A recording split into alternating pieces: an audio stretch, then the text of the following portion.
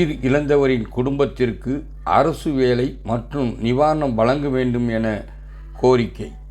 Dindigul round road பகுதியில் இன்று காலை 11 மணி அளவில் புளிய மரம் ஒன்று சாலையில் உடைந்து விழுந்தது. அப்போது அந்த வழியாக இருசக்கர வாகனத்தில் சென்ற கட்டிட தொழிலாளி குணசேகரன் என்பவர் மீது மரம் விழுந்ததில் சம்பவ இடத்திலே குணசேகரன் உயிரிழந்தார்.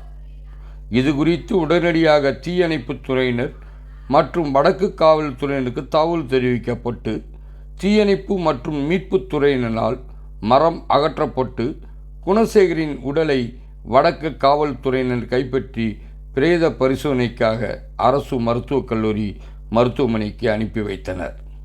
தற்போது பிரேத பரிசோதனை முடிந்த நிலையில் குணசேகரின் உடலை வாங்க மறுத்த அவரது உறவினர்கள் மற்றும் விடுதலை சிறுத்தைகள் கட்சிகளைச் சேர்ந்த 50க்கும் மேற்பட்டோர் அரசு மருத்துவக் கல்லூரி மருத்துவமனை வெளியே சாலை மறியல் போராட்டத்தில் ஈடுபட்டனர்.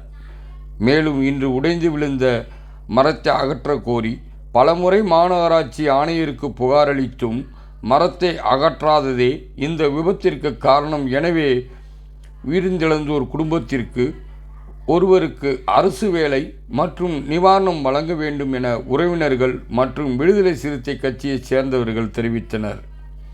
உடனடியாக சாலை மறியல் போராட்டம் நடைபெற்ற இடத்திற்கு வந்த திண்டுக்கல் மேற்கு தாசில்தார் ஜெயபிரகாஷ் போராட்டம் நடத்துபவர்களிடம் அழைத்து பேச்சுவார்த்தையில் ஈடுபட்டார்.